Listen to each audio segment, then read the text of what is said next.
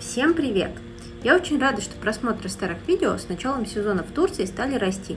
Также спасибо вам, что подписываетесь на канал, и в выпуске про Бишехир я обещала сделать отдельный обзор на пляже Карабуруна. Как я уже упоминала, туристическое направление Коньи сейчас активно развивают, и место, о котором хочу вам рассказать, определенно понравится любителям нестандартного отдыха в Турции, тем, кто любит дикую природу и не выносит толп на пляжах.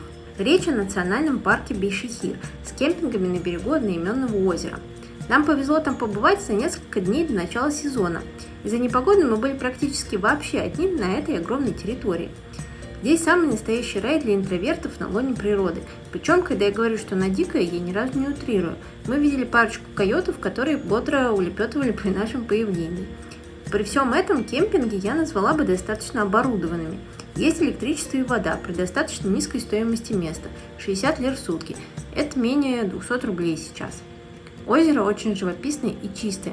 Как вы знаете, многие озера в Турции сейчас закрыты для купания, так как пот и солнцезащитные крема негативно влияют на их экосистему.